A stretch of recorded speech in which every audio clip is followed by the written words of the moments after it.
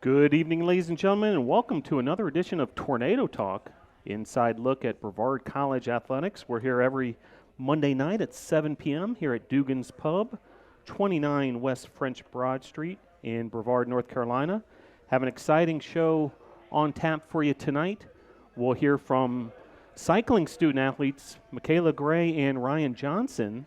Also hear from cycling head coach Brad Purley and assistant coach Cypress Gorley. We'll hear from two women's tennis freshman student athletes, Ali Kagoy and Sarah Ikavozi. These two came home with some hardware after the season opening women's tennis event this past weekend. Then we'll talk a lot of football on tonight's show. Head football coach Bill Kyatt will be in the house, along with football student athletes Dalton Cole, starting quarterback for the Tornadoes, and Wesley Ross, defensive back.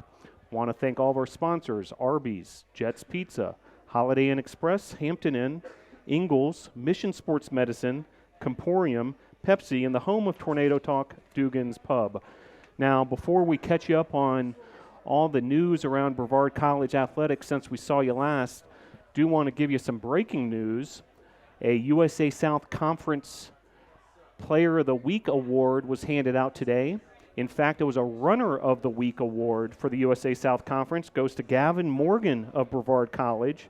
Wins the Men's Cross Country Runner of the Week award for USA South. He had an excellent weekend over in Greenville, Tennessee at the Zaxby's Open. He finished 7th in a crowded field of 52 participants, ran that 5K in 17 minutes and 8 seconds.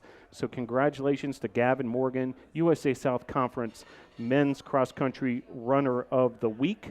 It's the second such award in this early athletic season for Brevard College student athletes. Rebecca Rojas won the Defensive Women's Soccer Player of the Week 1 week ago. And the cross country teams will be back in action this weekend in Berea, Kentucky for the Mike and Mary Kay Invite. That's on Saturday. Now, want to catch you up around the world of Brevard College athletics. First, men's soccer. The Tornadoes have had a tough start to the season. 3 losses, each by 1 goal. They lost the opener 2-1 to Sewanee, and then a 1-0 loss to Barry, then a 1-0 loss to Montreat. So 3 one-goal losses, kind of a tough start for the Tornadoes. The 1 goal came from Matheus Masukawa, who scored versus Barry. Now the Tornadoes are going to be trying to get back in the win column this Saturday, September 14th, the home regular season opener versus Covenant at Ives Lamel Family Field. Women's soccer opened their season with a 0-0 tie versus Emory and Henry. It was a scoreless tie after regulation. Then they played 2 10-minute overtime periods, remained scoreless, a 0-0 tie to open the season. We mentioned Rebecca Rojas, the goalkeeper for the Tornadoes, 110 minutes of shutout goalkeeping and 7 saves en route to that USA South Defensive Player of the Week award. The Tornadoes then traveled to Winston-Salem to face off against Piedmont International, a 3-1 loss. Ashley Royster, a freshman, scored her first career goal as a collegiate player in Winston-Salem.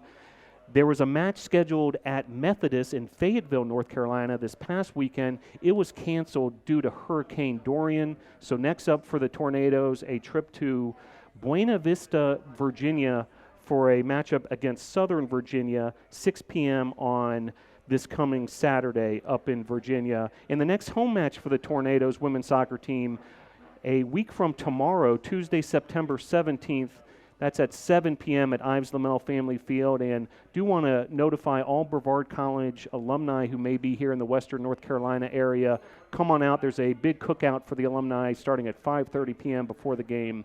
Women's soccer versus Salem on Tuesday, September 17th. Volleyball has had a number of matches in the past few days, 3 days worth of volleyball, 4 matches at home in 3 days, including 2 5-set thrillers versus Emory and Henry and Piedmont International. The home opener versus Emory and Henry, Sydney Fox and Brooke Groves each had 11 kills. Madriana Rodriguez had 33 digs, and Hannah Gordon had 35 assists. Tennis, we'll be talking to 2 tennis student athletes in a little bit. Women's tennis headed up to the Battle of the Blue Ridge And our two guests on tonight's show, Sarah Ikavozi and Ali Kagoy, each won singles championships up at that Battle of the Blue Ridge event, which was in Sweetbriar, Virginia. We'll talk much more when we talk to those two student athletes about women's tennis and what they were up to this past weekend. And the men's tennis team, along with the women's tennis team, will be in action tomorrow, September 10th, 3 p.m. on campus at the McCoy Tennis Complex with a match versus Piedmont. Which brings us to our first guest of the evening as we welcome to the Coach's Corner here at Dugan's Pub two student athletes from the acclaimed Brevard College cycling program as they make their way here to Tornado Talk. Really looking forward to talking to these two as they get settled here. Joined now by sophomore Ryan Johnson and freshman Michaela Gray. Yeah. Thanks for joining Tornado Talk. Great to have you all on the show. Thanks for having us. Thanks. That was awesome. Well, you two are part of the mountain biking program here and part of the cycling program here. Your coaches are in the house too. Most folks who follow Brevard College athletics, realize, just how successful the program has been over the years, but now you two are a part of that. Can each of you talk about how you found Brevard and how you chose Brevard to come here and be part of the cycling program? It all started with Brad being a really approachable guy and coming up and saying, I want to be part of your program when I was in high school, and just looking at the success that Walker Shaw and a bunch of the really known riders were in collegiate racing. And I was like, I want to be part of that team with this area to ride in. It's just a beautiful area to be in and great training. And Michaela? So my coach, Allison Arnsman, went to the school. So I learned about it from her. And then I just kind of kept coming up here to ride every year. And I really loved it. And it turned out to be a good academic choice too. So. And now you're teammates with Allison's younger sister, Hannah. Yes. That's so much fun. So did you also know Hannah over the years? Yeah, I met her when I met Allison too. They're all really awesome. And it's really cool to be so close to them now because, I've seen them every day for this week, I think. So it's cool. Excellent. Now, Ryan, I couldn't help but notice, you coming over here to Dugan's Pub from Brevard College, and most folks come here via car, maybe even by foot. You roll in here with a mountain bike. Yeah. Is it pretty much like standard operating procedure that you're traveling with the bike wherever you might go? Yeah, it's a really safe area, I think, and you can just ride a bike wherever you want to go, and everyone's on bikes, so it's not weird to see people on the streets with mountain bikes and road bikes, so it's fun. Now, kind of to build from that, I'm fascinated with sort of a day in the life of a Brevard College mountain biking student athlete, because you all have access to Pisgah National Forest, all these mountain bike trails all over the place. You literally can roll out of your dorm or head off after lunch at the cafeteria and hit the trails, either by yourself or with, teammates. Can you guys kind of explain just how unique that is, that you guys can literally enjoy this paradise for mountain biking? That's mostly why I came here, is just because there's so many different trails and different types of terrain. You can go to DuPont and have really fast, flowy trails and gain skills from those types of rides, and then also have more burly trails in Pisgah and really gain technical skills and long climbs and just teammates. I haven't went on a ride yet that was alone, so it's pretty nice. Now, Michaela, you're from Ocala, Florida. Yeah. And I know there's some hills in that part of Florida, but negligible. Nothing like what we have here in Western North Carolina. How's it been for you to relocate here in this mountain biking paradise? There's been a lot of climbing. My legs are very tired after the first week. And I was just having to climb so much stuff. I went on a 3-hour ride in Pisgah the other day, and I was had to keep climbing up the whatever fire road, gravel road to get to any of the fun trails to go back down. I was so done with the climbing, but and then I went on a massive gravel ride. That one was painful too. all the climbing is just so different, but it's a lot of fun. I know I'm just getting stronger, so. Outstanding. Now, Ryan, I'd be remiss if I didn't ask you about this YouTube series that we're noticing with Brevard College Cycling called On the Road. And I believe you kind of played my role in some of these, shorts that you guys have worked out. Can you talk about what you guys are trying to accomplish with On the Road on YouTube? Yeah, it's like a video series that we're doing at every race, and myself and a couple others kind of interview some of the other riders and just see how their day is going and ask them just funny questions and just to let all the people that want to follow our racing just kind of see what we're doing on the fun side of it.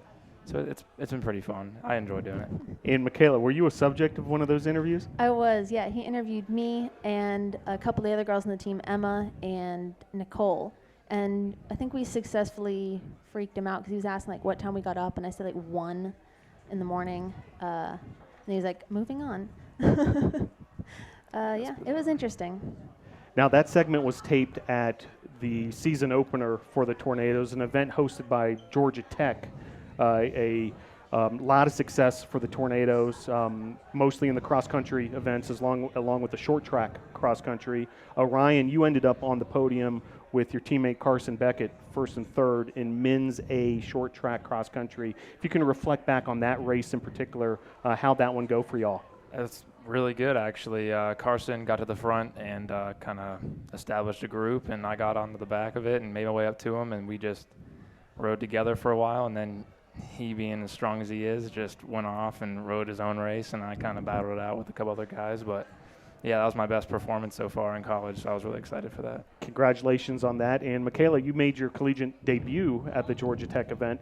Can you reflect on it a little bit and how it went for you? I had a lot of fun. It was so cool having the whole team on the side cheering all the time on each lap because I haven't had a team like that in a while, so it was really fun. And everyone was so supportive, too, even the girls I was racing against. There were some seriously steep hills, and they were like, come on, you can make it. And it was a lot of fun. Now, we're going to have your coaches on in just a few minutes here, but coming up is an event in Cleveland, Georgia, hosted by Kennesaw State. It's called the Rock and Roll MTB Showdown. It sounds like a real competitive event with a lot of collegiate programs are going to be at that one. Have the coaches talked to you a little bit about what to expect this coming weekend? Are you familiar with that location at all? It's actually a new venue, I think, for us. So I even asked Carson, because he's a little bit older and he knows more of the venues that you go to, and he's like, I've never been there, I've never experienced it, but we saw some pictures and it looks pretty awesome and some pretty fast trails, so we're excited to get out there and rip on them. Now, for the viewers who might not be familiar with collegiate cycling, 3 disciplines over the course of the year. The fall is the mountain bike season, winter cyclocross, and then spring is the road racing portion of the schedule. I know the two of you have mountain bike intensive backgrounds, but do you have plans to make a mark in cyclocross or road racing as well? Absolutely, yeah. I do cross every year, and it's just really different from mountain biking, so it's a lot of fun to go there and be on a different bike and ride in the mud and with all your friends, and that's fun too. And road's a little bit different for me. I'm not as experienced in road, but I still enjoy going out there and ripping around. I'm looking forward to trying some cyclocross races. I've never done anything other than mountain biking, so looking forward to that, and maybe some road races, but we'll see. And now, Ryan, since you are a bit of a veteran when it comes to cyclocross, can you explain to the viewers in layman's terms what cyclocross is? Cyclocross is essentially a road race in a field or in a trail system, and you have to get off your bike and run over obstacles, and it's usually, since it's in winter, it's muddy or snowy, and you're constantly running, and just you oftentimes change bikes in the pits. It's about a 1 mile course, and you do around 10 laps. It's about an hour for the men, so then it goes down to 50 minutes for the women's and everything like that, but it's just a blast. You're always running and crazy conditions. Yeah, it can be a wild affair, and for the spectators, probably the most spectator-friendly of all the disciplines because you can see most of the track. Absolutely, yeah, definitely. That's awesome to watch. Nationals last year was so much fun to watch. Yeah. So even compete in too. It was fun. In an annual event down the road in Hendersonville. Last year's was, a big snowstorm came through that one weekend, the biggest snow that we had all of last year, and still the event, rain or shine, went on. Yep. Yeah, it was awesome. It was really unexpected, but awesome conditions to race in. Very good. Well, want to thank you both for joining Tornado Talk, Ryan Johnson and Michaela Gray. Good luck this weekend at the Rock and Roll MTB Showdown hosted by Kennesaw State in Cleveland, Georgia. And great job tonight on Tornado Talk. Thank you. Thank you. Thanks for having us. Thanks. All right, that was Michaela Gray and Ryan Johnson, two of those cycling student athletes, mountain bike extraordinaires, getting ready for this weekend's event, which will be hosted by Kennesaw State in Cleveland, Georgia.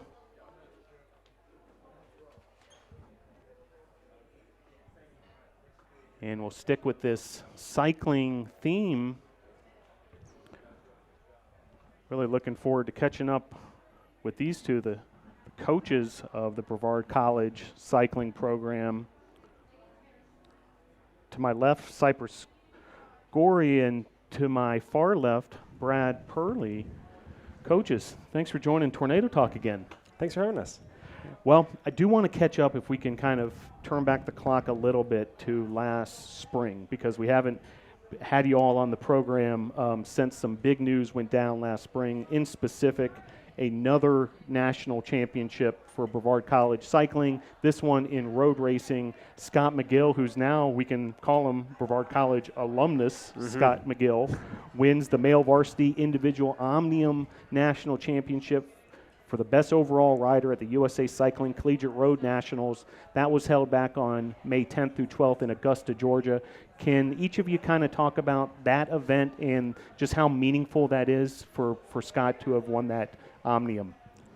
Yeah, we're extremely proud of him and the whole team really for that weekend. We've been trying to rebuild the road side of things. It feels like we always have, whether it be injuries or illness, or just numbers kind of fluctuating up and down over the past 4 or 5 years. We haven't been in a spot where we felt like we could really bring a full road squad to the national championships in the spring. So it's nice that was sort of our first glimpse, I think, over the next 4 or 5 years. We're hoping that we can continue to build on that and keep adding riders, and especially on the women's side too. But overall, I mean, the first national title on the road, period, at the Division I level especially. I mean, we were really excited about it, and Scott raced extremely well, but it wasn't done by himself either. It was but with the help of his teammates and everyone at that weekend. Yeah, it's pretty exciting, and especially since then, that has been one of the many things that sort of springboarded him to assign. He signed with a professional program this summer too. So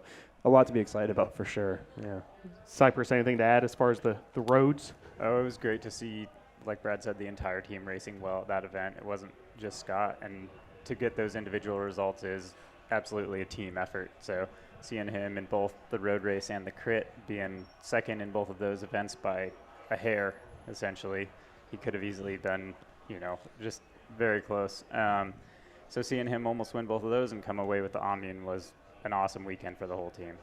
Outstanding, yeah. And just to review the other racers that went there, Tim Coffey, Dalton Collins, Tyler Clark was there, and Hannah Rensman. I think I got them all as far as who made the trip to Augusta and to assist Scott McGill on that national championship individual Omnium. Outstanding.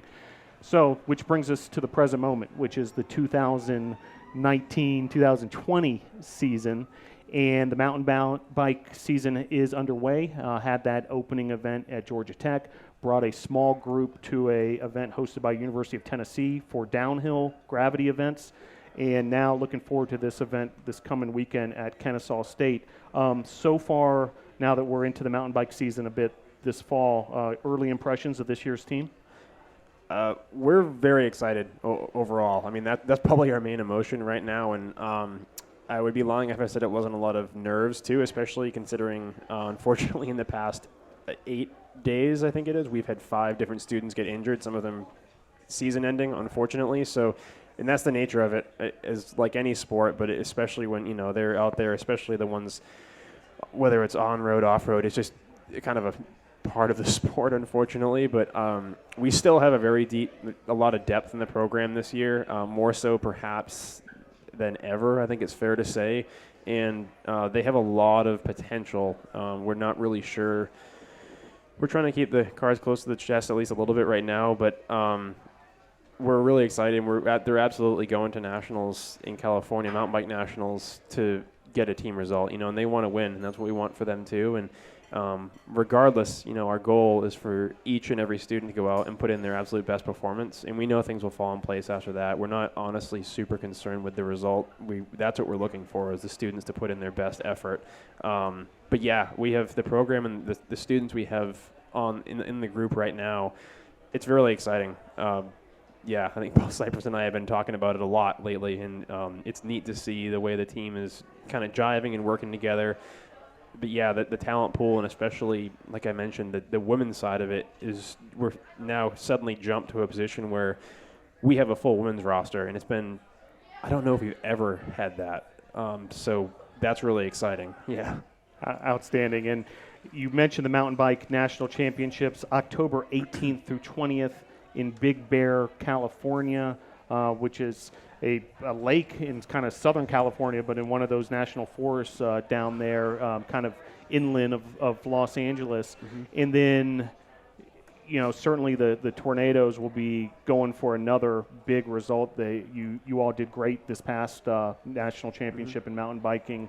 And in total, for those who might not know, the Tornadoes have won 6 USA Cycling Collegiate National Championships in mountain biking, 4 in cyclocross. That's a grand total of 10 national championships. For a school the size of Brevard College, that's something to hang our hat on. Now, if we can talk a little big picture, because I had the benefit of joining you in Augusta and seeing some of these other programs, and I was thrilled to see kind of where we stack up across USA Cycling collegiate programs. Can you talk a little bit sort of the landscape of collegiate cycling? My biggest takeaway was it's actually the small colleges who seem to have the most developed programs in a lot of ways. Can you kind of talk about that dynamic? Yeah, I mean, I think I don't know what your thoughts are, Cypress, but I think it's mostly because a lot of those colleges are in locations where the atmosphere is really conducive to training and riding, and kind of where folks tend to vacation for cycling anyway. And Brevard is a perfect example of that on the East Coast here, but on the West Coast, out Colorado, like the Rocky Mountain region too. I think it's the same. Those areas are known for the outdoor sports in general, and often I think that schools, fortunately, they start to quickly see the potential in having a competitive cycling program, and that it can bring in so many students and so many sponsors and so many supporters just across the board. I think that they see that's where a lot of the benefit can come from. I don't know.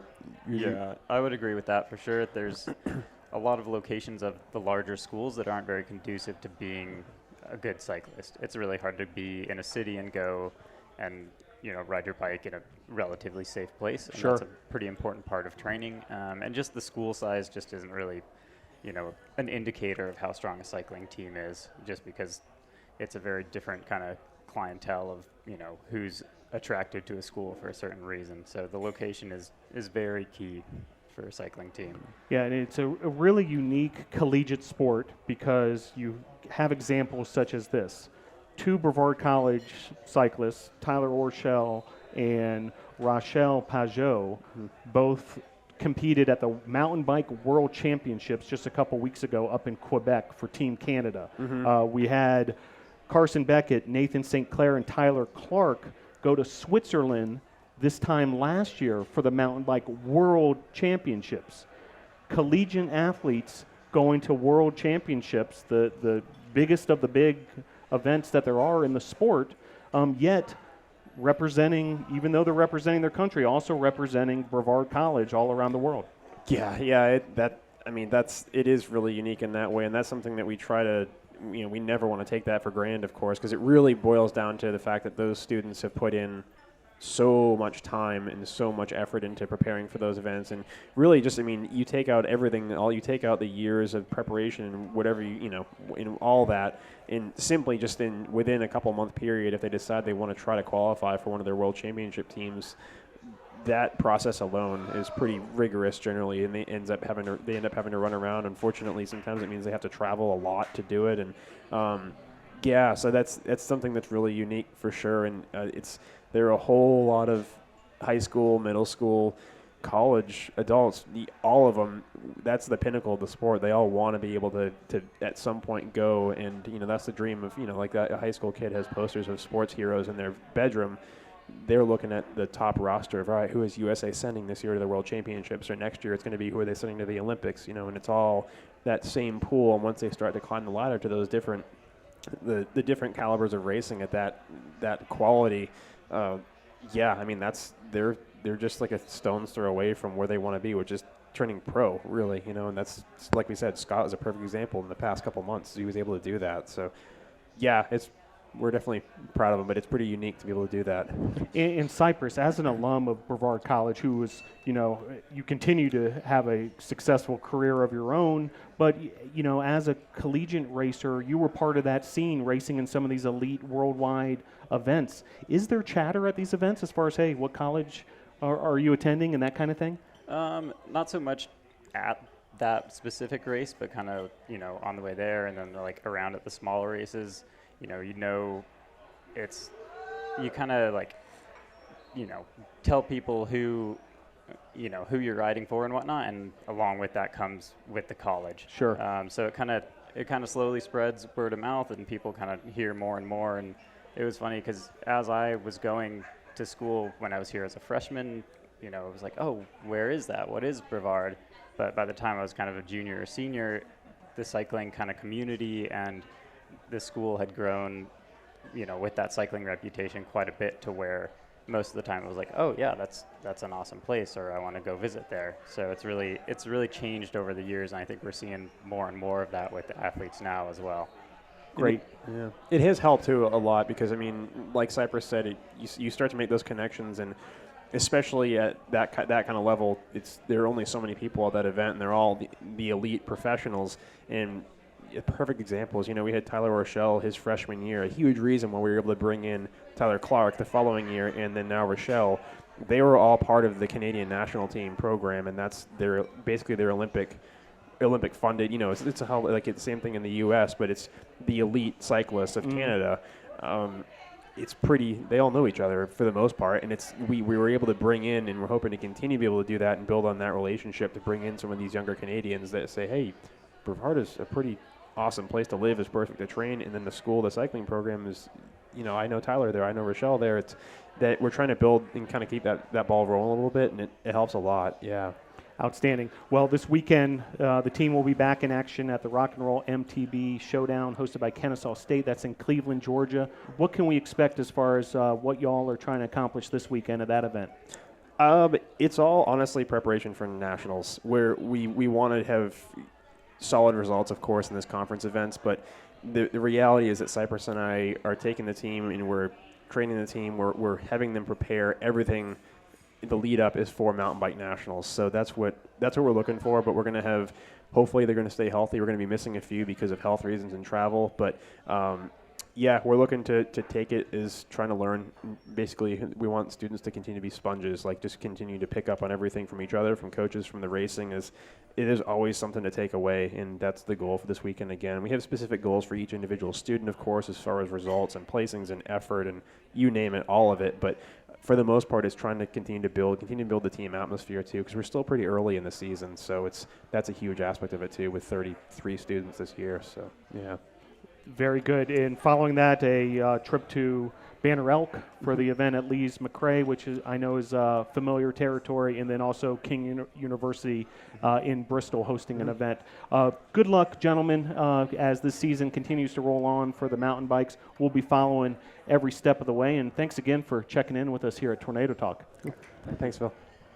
All right, that was head coach Brad Purley and assistant coach Cypress Gorey talking a little mountain biking as we are getting deeper and deeper into that season, which all culminates with those national championships in Big Bear, California. This weekend, the Tornadoes cycling team will be in Cleveland, Georgia for an event hosted by Kennesaw State. That's Saturday and Sunday. Make sure you stay tuned to Brevard College Athletics social media for updates on the cycling program. And very happy to be joined now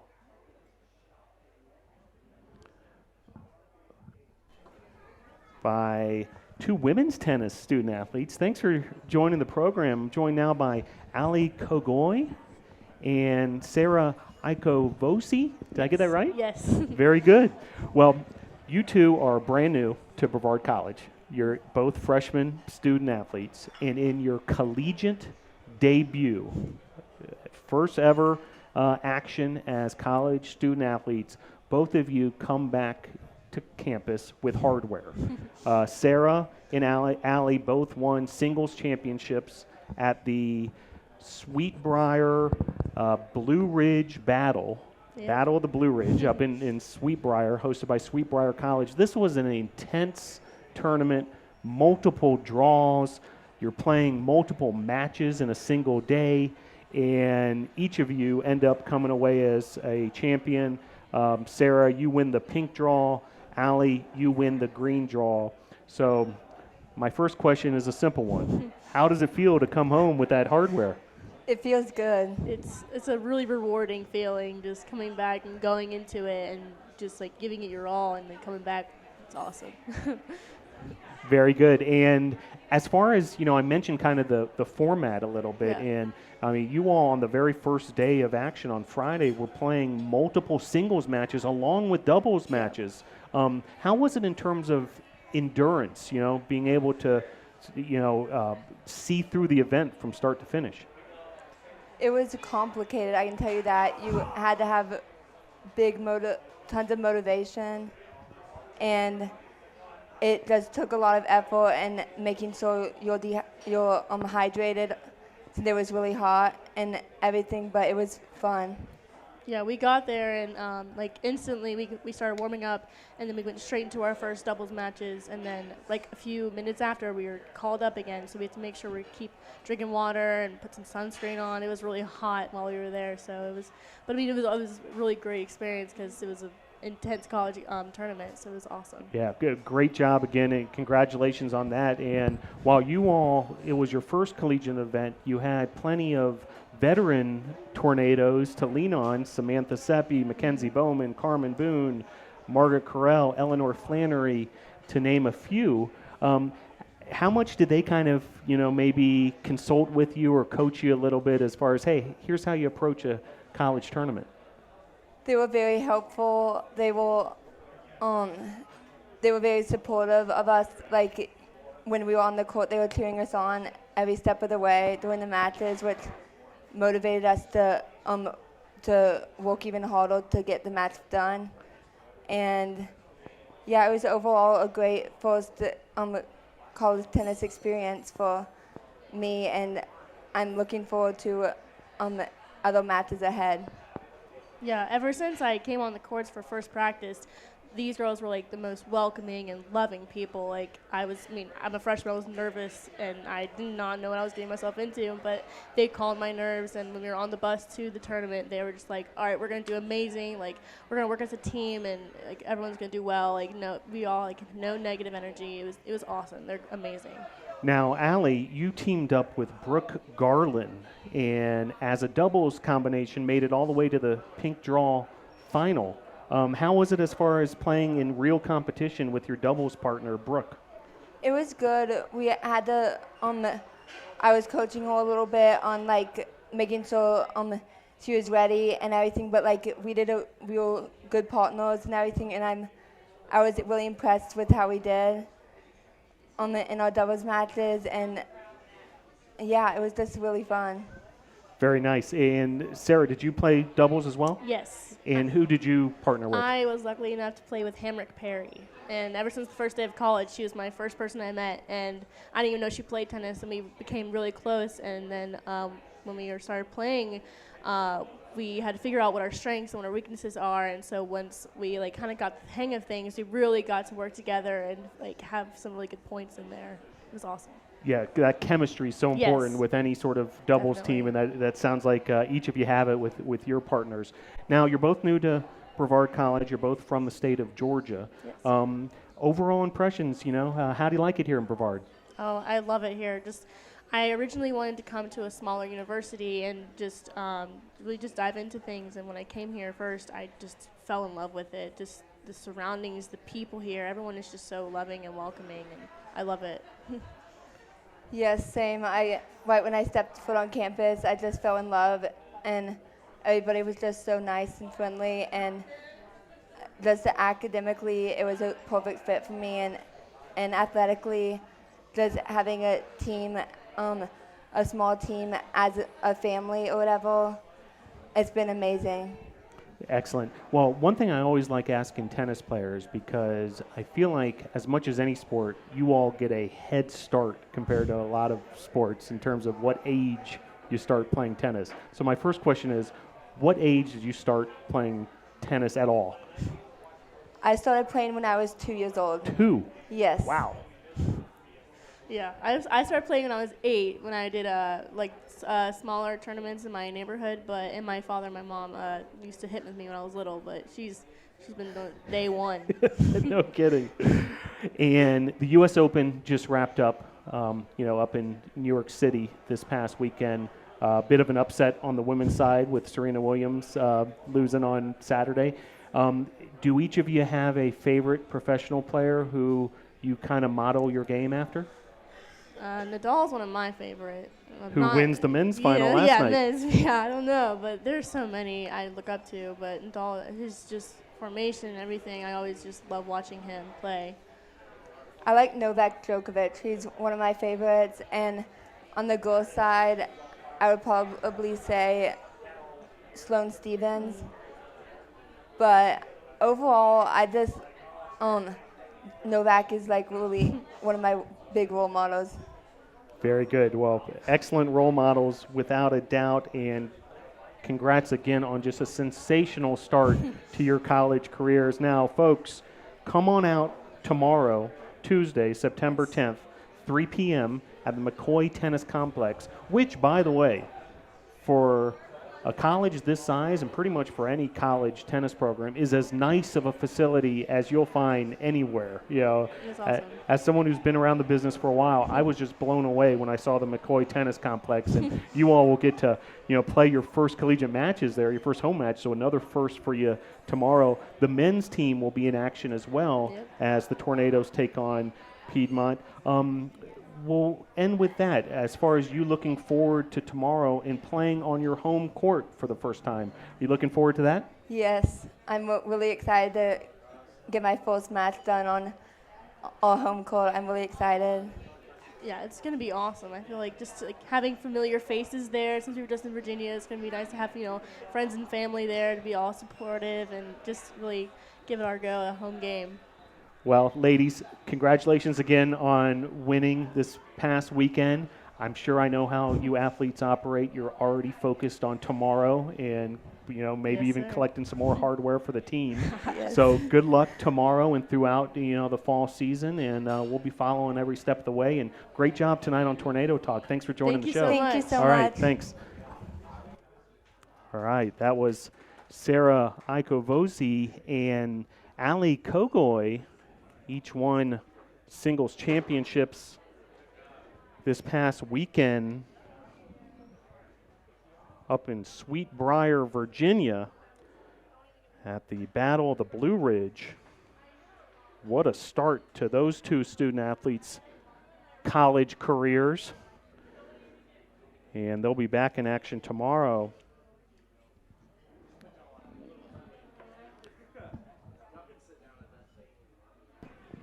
As we're happy to be joined now by his first appearance of the 2019 season, head coach Bill Kyatt. Coach, thanks for joining Tornado Talk. Appreciate you having me on, Phil. Well, we've been looking forward to this kickoff of the Tornadoes football season. It comes this weekend, Saturday versus Apprentice, 1 p.m. at Brevard Memorial Stadium. Can you catch folks up on where the team's at right now as far as that preseason preparation and how this year has been a bit unique in terms of the schedule? The opening weekend for Division III football was just a few days ago, and it was set up in our schedule for a bye week. So because that was our bye week, the NCAA actually sets your start date for practice, and they count it back from your first game. So for us, the timing landed at the start of school.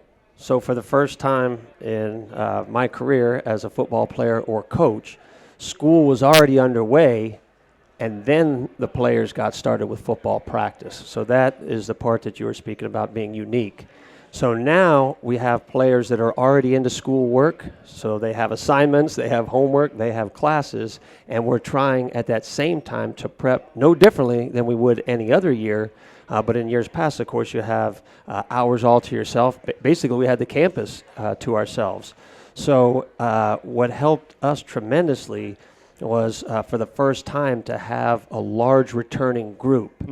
And at least there were ones with experience. So it was nice to see that whether it was offense, defense, or special teams, that we could have at least 11 players that were familiar with what we were doing and how we were doing it because of their history. Very good. And as far as that preseason preparation for this opening game, it included a exhibition, a scrimmage versus Southern Virginia a couple weeks ago at Brevard Memorial Stadium. What were you all able to accomplish there? Well, it really gives you a good idea of how far you've come during your preparation to see you go against another team. Once you practice against one another time and time again, you start recognizing route combinations. You start understanding line calls, things you hear at the line of scrimmage, and you can start picking up little tips. So it's only natural as a player to want to try to take advantage of that. So it's really difficult for one team, one side of the ball really to be better than the other side when you're going against one another all the time. So, and then the techniques of the players, you start to learn how to beat your own player. But that doesn't necessarily tell you how well you're going to do against an opponent.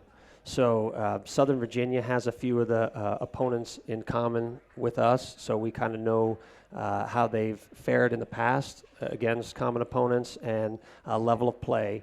So once we got to scrimmage against them, then it gave us a pretty good indicator of how far along we truly are, because certainly in our minds we feel like we're in a great spot, but in that scrimmage it was nice to see the guys get out there and perform. And the preseason preparation continued this past weekend with a formal, as formal as you can get when you're just, your own team, walkthrough at Brevard Memorial Stadium. What did you prepare for this past weekend at Brevard Memorial Stadium? Okay, so we term that a mock game, and I think a lot of people just think you just go out and run around and do these things. And okay, you can have practices where you're simulating certain things. But there are things within a game specifically that go on that don't go on during practice. And if you don't practice those things, then they surface during a game, certain situations. Next thing you know, the referee pulls out the yellow hanky and throws it up in the air, and there's a 5-yard penalty for sideline issues because our guys won't have their toes behind the black line, and a referee needs his room to run up and down the sideline. I mean, that's the thing. You have to practice that. You have to practice how to warm up. I mean, just think about it. Some of the players, we have 65 kids that have no idea where our locker room is or which way we enter to the field, how we warm up, how we exit the field, or where the recruit's going to be on the sideline. I mean, there's so many things that take place during the course of the pregame, during the game, and the postgame. And you can't just tell the players that on the fly and expect them to understand it, and it just looks very disorganized. So it's something that we walk through. Then we go through it again at full speed for all of these players so that come game day, they can just concentrate on what they do best, which is playing football.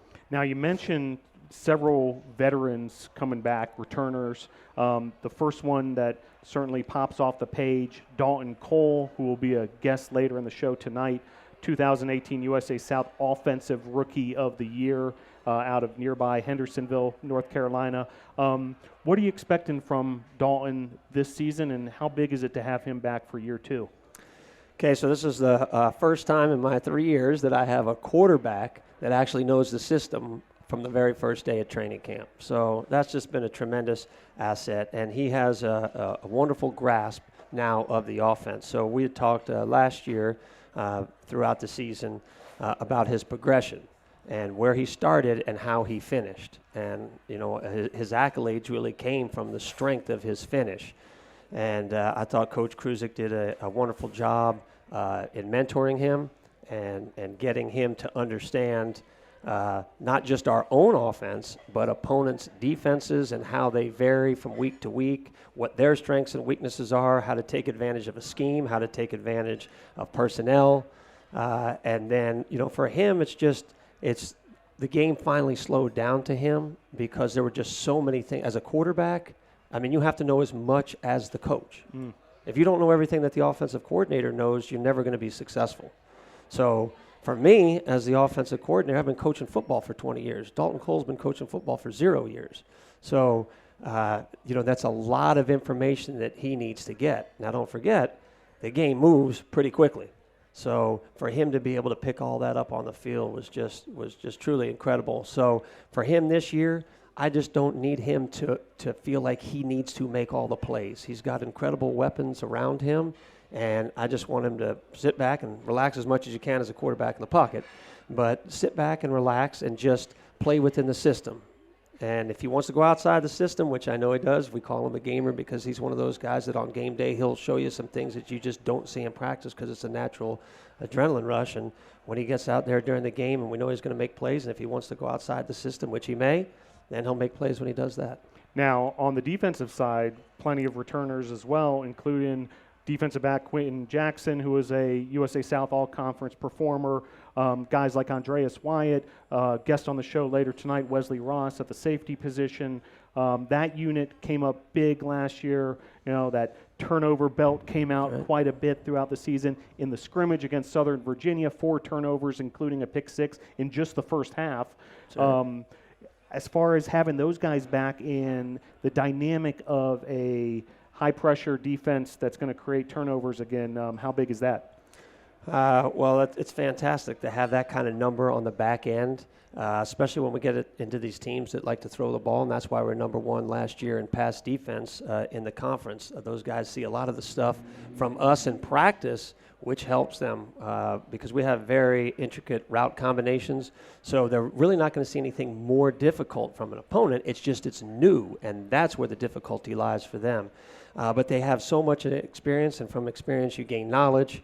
And so as far as doing the right thing, we have no doubt how they're going to perform. And as you mentioned, it really showed against Southern Virginia. And that was only one half of play that we simulated game activities. So couldn't be more excited about having those guys back. Now, Coach, you mentioned your staff and how important they are as far as getting the team prepared on, you know, not just the X's and O's part, but all these administrative duties and so forth.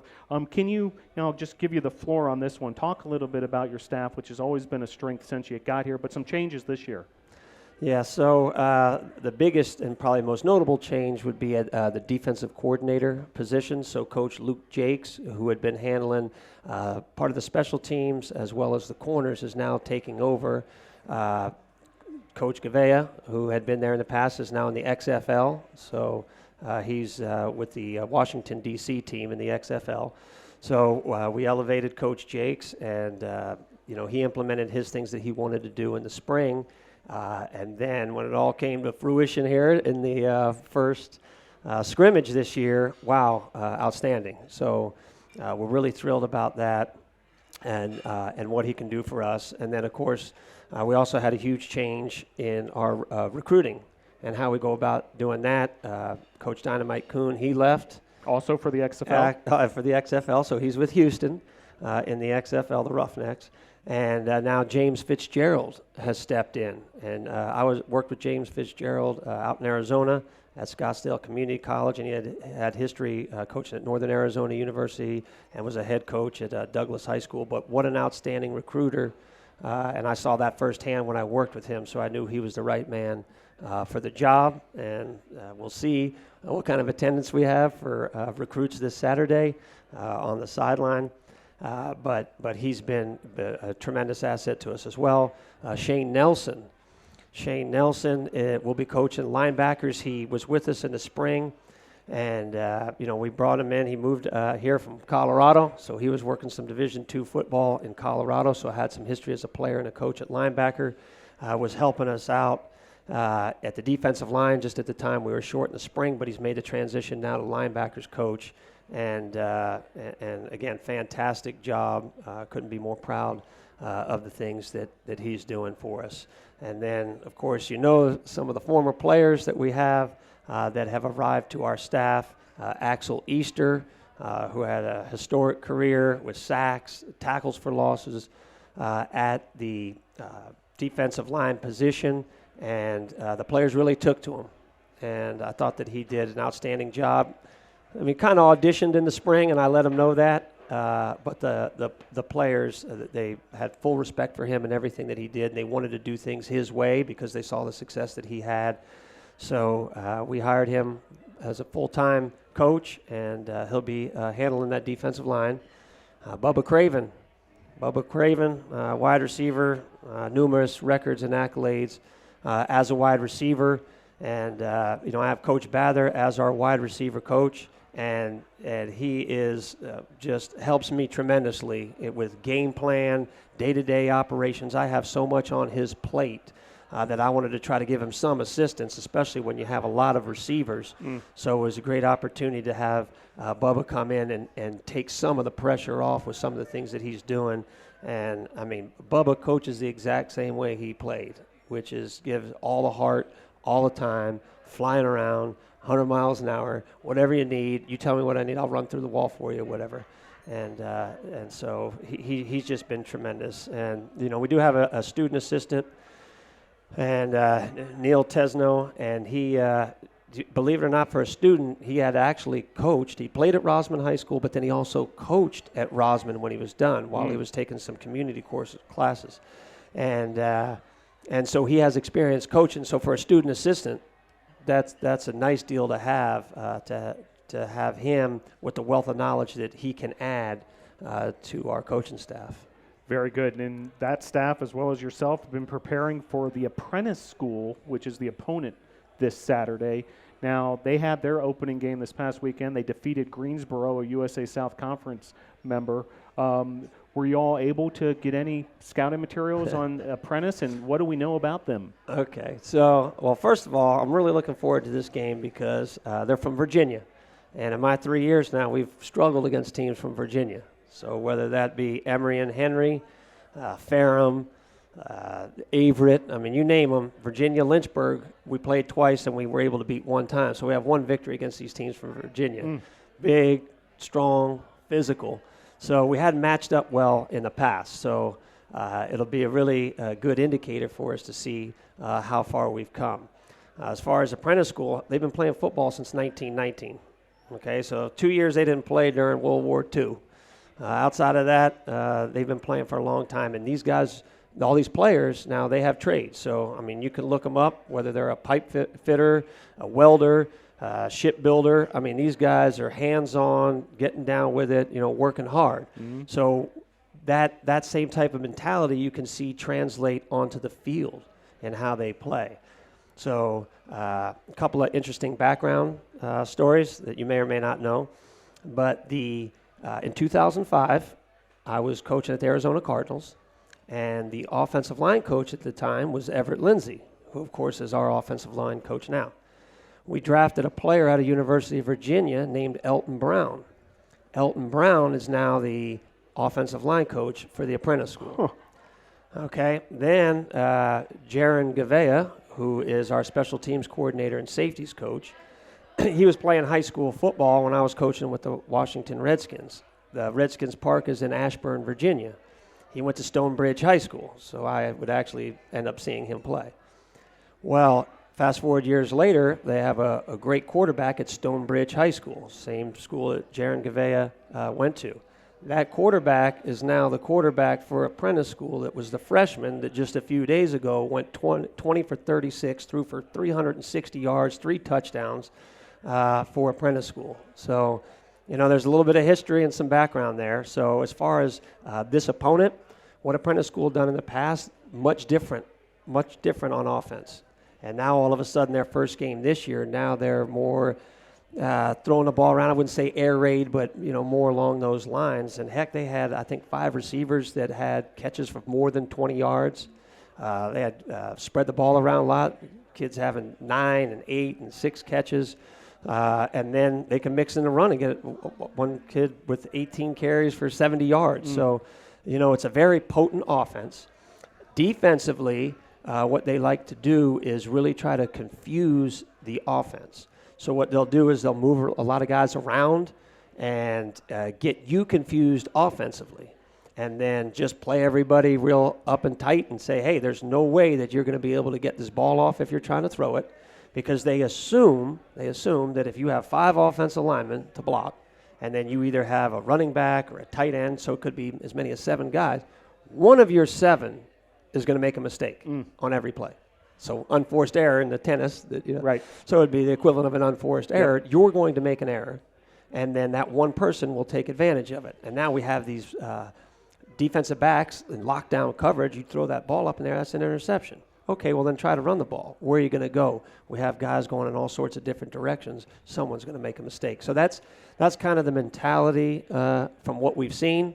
Now, obviously, they could come out with an entirely different game plan, and that's where game day adjustments come into play. Yeah, bottom line, sounds like a challenging opponent this Saturday, 1 p.m. at Brevard Memorial Stadium. Brevard College hosting Apprentice School in the season opener for the Tornadoes. Coach, before I let you go, if you could perhaps give your sales pitch to that Brevard College Tornadoes community, why they should come out to Brevard Memorial Stadium on Saturday and see this group of student athletes. Okay, well, one thing I will say that, you did a great job with this last year in assisting, because, you brought this up from time to time on this show last year. And we had asked the fans to come out and support. And because of that support, last season, we were 4-1 at home. That was the best home record in the NCAA era of the school. Correct. 4-1. And our only loss was at the 1-yard line against Wesleyan. So we were that close to being undefeated at home. And, of course, this season now we have all the powerhouses coming in. So if you look at the top teams in history in this conference, they're all going to be at home this year. So I can't say it enough about the energy. Just anything that you do, whether you're performing in a school play or you're playing football for Brevard College, if the curtain's open and there's nothing but crickets out there, it's really hard to have energy to be excited to go out and play. So if we can have people there and cheering on rather than just the 120 players cheering for themselves, it's just outstanding to have that. Very good, Coach. Well, hope all the NATO Nation can head on out there. 1 p.m. this Saturday, Brevard opens their 2019 versus Apprentice School. And, Coach, I'm going to invite 2 of your players on now. So we're going to hear from Dalton Cole and Wesley Ross, get their take on the start of this new season. Looking forward to that. And thanks for joining us again for Tornado Talk. It's going to be a lot of fun again this season. Okay, appreciate it. All Thank right. you so Thanks, much, Phil. Coach. Head coach Bill Kyatt, Brevard College football, preparing for that season opener this weekend versus Apprentice School, 1 p.m. at Brevard Memorial Stadium. It's also Hometown Heroes, the Hometown Heroes game, an annual event at Brevard College football. First responders, military members around the Transylvania County area, come on out. You will receive free admission to this Saturday's game. And if you guys want to keep on sliding over here and join me here, great to have these 2 student athletes on the show, Dalton Cole, Wesley Ross. Thanks for having us. Great to have you on Tornado Talk. Well, Dalton, I'd like to start with you. USA South Offensive Rookie of the Year last year. Congratulations on that. But I want you to reflect a little bit, This time last year as a freshman, and now, here you are, year 2, a sophomore. What's changed? Really, as a freshman walking into this, from my high school background, it was really complicated to grasp the concepts. I as a high school athlete, it was run and throw a deep route every once in a while. My high school didn't throw the ball a lot. So we come into this offense, which is like a air raid. They got these concepts that you see in Madden. Like you're playing video games and you see these concepts that you're like, oh, I've seen those before, but it's in a video game. So now I got to comprehend how to read those and make sure all my guys in the right spot. And as a freshman coming from where I came from, it was overwhelming at first, but I had a really good coach, Coach Cruz, and then obviously all my friends that were there helped me out, helped me learn it. Like Coach Kayat, obviously breaking it down for us, as he said, 20 years coaching the same thing. He kind of knows what he's talking about. So, going through the year, week by week, we got it down more and more. And then, of course, playing our defense, one of the best defenses in the conference, if not. It was really good just learning to play against them. I mean, being challenged every week, it made the games the easy times, the fun. Practice hard, games are easy. And coming into this year, it's the same. It's like I can open up the playbook and I know what I'm talking about. I got 2 freshmen that were underneath me, and we can help them learn. I actually can teach them that and help them read that. And it's easier now. It's a lot easier. It's not as nerve-wracking. I'm not nervous for the first game. I'm excited. I'm confident in myself this year. It's pretty exciting for the team and for us that we're able to do this, and especially with the first game of the year as a home opener. So Now, Wesley, similar question for you, upperclassmen, but if you can think back to your freshman year, and both individually, but also just the program as a whole, how things have changed since you first arrived at Brevard College. Yeah, so it's my 3rd year. So when we came in, and I think they had 13 players on the defense during spring. So we came in, it was all freshmen, several, returners that played. I guess nobody meshed together. Nobody really knew each other. It was kind of you were out there for yourself. I want to go make the best stats. I want to make all the plays, kind of that stuff. Now, we've been together 3 years. We got a couple transfers, a couple new freshmen that are going to help us out, but most of us have been on the field together. And I'd say that's the biggest change. We all come back and we want to see each other. We want to hang out. We want to go out and practice the best we can because we know that we got a big season coming up. Now, you mentioned it, Dalton. Guys like Wesley, you all have one of the best secondaries in the conference, no doubt about it. Statistically, by all measures, last year you were the best in the USA South. Yeah. Can you go a little further on just how much that helps you as a quarterback to face against these guys in practice every day, and how that makes game day that much easier? I mean, when you practice against a team so our offense, we have a lot of shifts and motions. We're able to confuse opponents and everything like that. But when we go against our own guys that are vets, they know these shifts, they know the motions. The windows are that much smaller. We have to hit them that much sooner. That we have to anticipate throws, and they know where we're going. They know where we're coming from. It's like playing an opponent that just watches film and studies every single day, preparing, and so all that does, it just makes us quicker. We got to be faster. We have to be sharp on our cuts, sharp on our routes, be where we're supposed to be. And if you don't do that, they take advantage of it.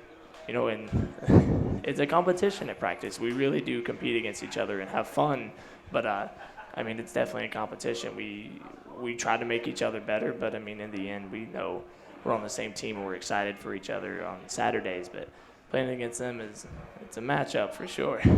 And pass defense, you got to defend against this guy on my left here, and also a very talented receiving core this season. Yeah, definitely. Can you kind of maybe give us a couple hints on a couple of those receivers that we should be keeping an eye out for on Saturday? Yeah, one of them, Scales. I think he's gonna come in and do big things this year. Obviously, when you've got Dalton throwing the ball, it's definitely a competition out there.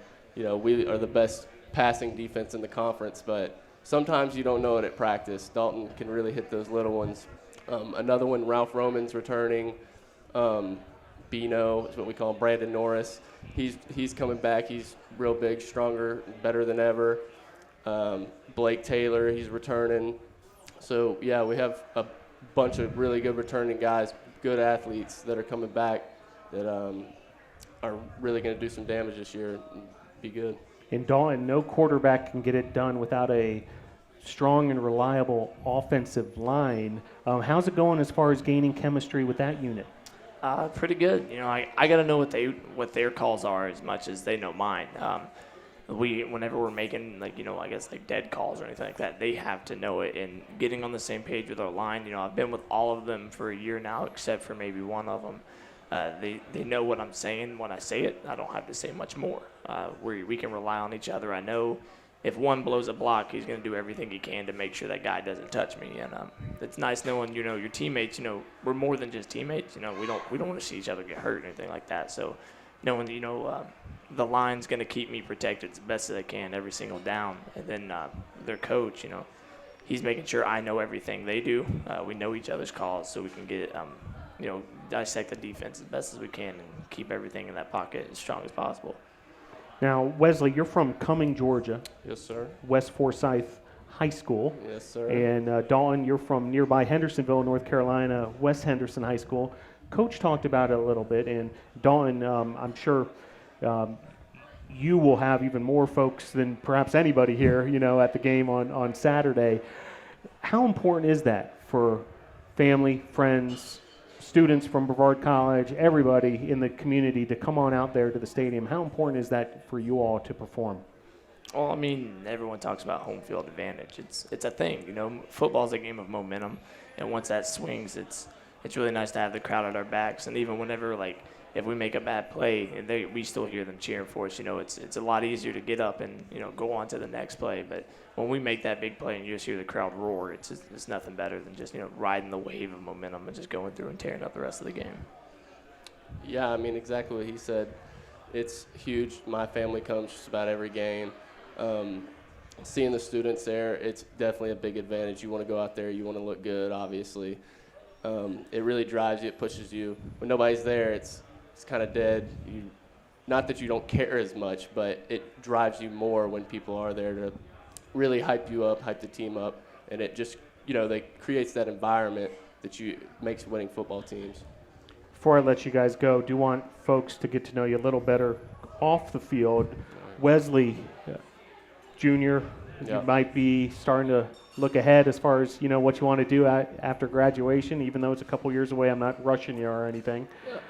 But have you thought about, you know, what you might want to do career-wise, and, you know, what are you majoring in here at Brevard College? So I'm majoring in business and organizational leadership is what we call it. So the past 2 summers I've interned with Tyson Foods. It's been an awesome experience. I really, really like it. They've been so great to me. We have a plant in our hometown, and so I'm hoping when I get out they'll offer me a job and I can start my career with them. Outstanding. Yep. And Dalton, major in perhaps what you're looking at long-term in terms of career?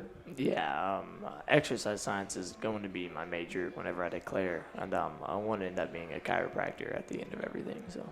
Very good. Well, certainly always demand for those, you know, whatever market you might end up at. And great job, Wesley, with that internship. Great to hear that you're well on your way there, it sounds like, with the folks at Tyson.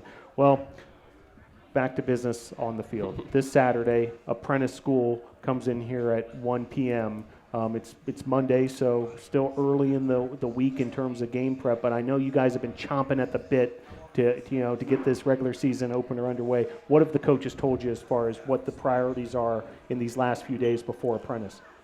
I mean, for my side of the ball, it should just be sharp. I mean, and that's, like I said earlier, we just got to be where we're supposed to be and know what we're doing. And they bring in complicated blitzes with their front. They have a couple different ways they can get to us, and we just got to know who we got, and we just got to be sharp with it. That's all we can say, honestly. Very good. So from the defensive side, I think we're pretty confident. We've got a lot of good guys on our team now. We've been game planning. Obviously, you heard what Coach Kyatt said. The quarterback came out and threw 360 yards or something like that. So we got to be sharp in the back end. I think we'll show up. I think we'll be fine. Very good. Well, folks, come on out and see these student athletes this Saturday, 1 p.m. versus Apprentice School at Brevard Memorial Stadium. Dalton Cole, Wesley Ross, thanks for joining the show. Good luck this weekend and throughout this season. Thanks for having us. Thanks for joining Tornado Talk. Yes, nice job, fellas. All right, Dalton Cole and Wesley Ross to those football student athletes you'll have the opportunity to see this weekend when the Tornadoes open their 2019 season versus Averett. Do want to just remind you of some other home Brevard College events coming up. Tomorrow we talked to a couple of the women's tennis student athletes. Both men's and women's tennis will be action 3 p.m. versus Piedmont at the McCoy Tennis Complex on the campus of Brevard College. The Brevard College men's soccer team this season has a reserves program, so the equivalent to sort of a JV team, and they will be in action tomorrow night at 6:30 versus Gardner Webb. Now, folks, I do want to give you, I just got an update here on the tennis. Tomorrow's tennis match will start at 1 p.m. versus Piedmont. I think they're expecting some weather coming through tomorrow, so they're hoping to get that in. So tomorrow, 1 p.m. at the McCoy Tennis Complex. That's Tuesday, September 10th. Then the reserves men's soccer team, 6:30 versus Gardner Webb at Ives Lamel Family Field. And then this Saturday, a huge day of Brevard College athletics. The mountain biking team, which we spoke to, both coaches and student athletes, will be in Cleveland, Georgia for an event hosted by Kennesaw State. That's all day Saturday and Sunday. Cross country will be in Berea, Kentucky for the Berea College Invite. Volleyball is at Pfeiffer for a tri-match. They have matches at noon and 2 p.m. on Saturday. Women's soccer is on the road in Buena Vista, Virginia, at Southern Virginia at 6 p.m. And then the home events on Saturday, that reserves men's soccer team, you can come on out here 10 a.m. on Saturday morning to see them in action at Ives Lamel Family Field. And then the big season opener for the Brevard College football team, the Hometown Heroes game, 1 p.m. versus Apprentice at Brevard Memorial Stadium. And also the men's soccer team will be playing at 3 p.m. in their home opener against Covenant at Ives Lamel Family Field. So a big day of action on Saturday. Want to thank all of our guests at tonight's program and also our sponsors, Arby's, Jets Pizza, Holiday Inn Express, Hampton Inn, Ingalls, Mission Sports Medicine, Comporium, Pepsi, and the home of Tornado Talk, Dugan's Pub. Go to bctornadoes.com for all the news, stats, scores, and information. And be sure to follow the Tornadoes on social media, Facebook at Brevard College Tornado Athletics. Be sure to like that page. Also on Twitter and Instagram at BC Tornadoes. And be sure to follow the Tornadoes on YouTube and SoundCloud at the Brevard College Tornadoes athletics pages. And that's where you'll also find the game broadcasts. Want to thank all that made tonight's show possible, including Joseph Marvin and Mariana Rodriguez. Thank you for your help behind the scenes. And we will see you next week for Tornado Talk. Go Tornadoes.